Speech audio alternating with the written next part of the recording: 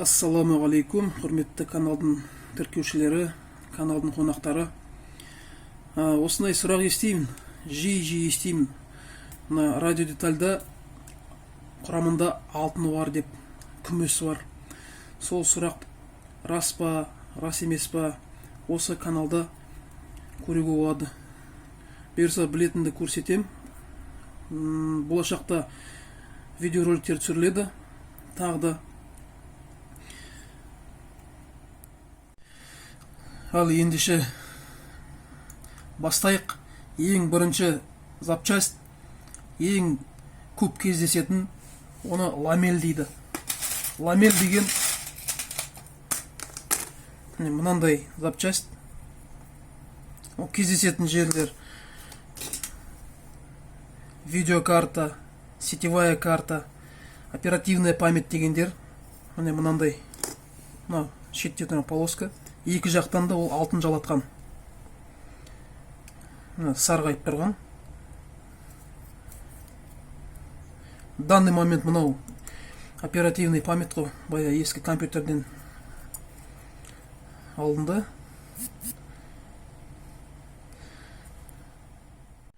Мына айтқандай, видеокарта, сетевая карта, в данном случае бәрді видеокарта, оперативный памяттің нелері, ламельдері мына жерде. Қазір бұйырса мен көрсетсем, оны қалай алынатыны. Мына сарғайып тұрған, ол алтын жалатқан. Осыны ламель дейді. Қазір мен оны көрсетейін, оны қалай алынады екен. Оны оп-оңай, тек бір қысқаш керек болды. Сосын канцелярский пышақ, или басқа бір пышақ. Оны қазір көрсетіп өтейін. Ал міне мен қысқашпен пышақты дайындадым. Қазір оны тек көрсетіп өтейін, қалай оны алынатын. Міне бүйтіп тек пышақпен бір сыз от тесіз де, и пассатижбен жайлап аласыз.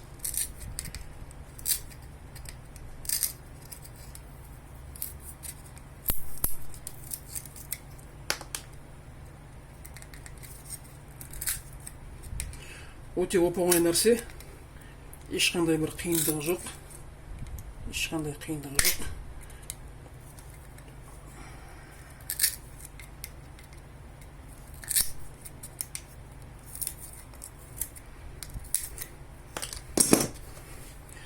Міне, мынаны біздер шығардық. Оперативный память. Мына платында лақтырмаймыз, себебі мына жерде міне сарғайып тұрған, ода алтын жалатқан дорожкалары бар. Бірақ оны алуға сәл қиындау болады, оны тек жинай береміз, коллекция алып. И қалған оперативный памяттарда дәл сондай қылып шешіп алып тастайсыз. Оны ешқандай қиыны жоқ. Сосын алып тастағаннан кейін мыналарды бүйтіп коробкаға жинай бересіз. Бәрі ламельдер, әртүрлі прибордан шыққан. Баяғы СССР-дің ламельдері, баяғы советский платалардан шыққан. Ода алтын жалатқандар. Соны жайлап жинай бересіз. Оны ешқандай қиыны жоқ.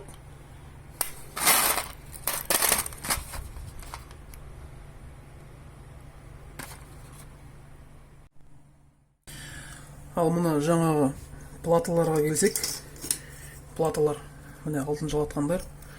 Оларды алуға қалай болады алтынды ішіндегі? Даже мына жазуға шейін, міне позолоченный дейді ғой, ода алтын.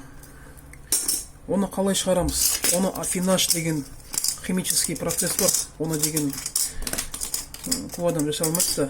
Сонда афинажник деген жіптерді іздеу керек, афинажбен айналысатын.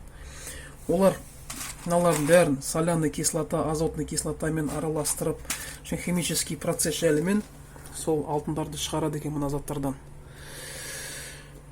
Ютубта ол афинаж жайлы ақпарат өте көп. Оны афинаж деп терсеңіз шыға келеді. Біреу емес, неше видео бар афинаж жайлы.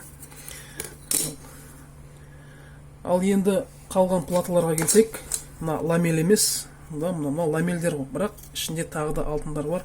Мынауды тоже бөлек жинаймыз, себебі міне мысалы мынау бір телефоннан шыққан телефон болған, мына кнопкалер, соның несі кнопкалер. Астында міне ода сарғайып тұрған, ода алтын жалатқан плата. Мынау да сондай.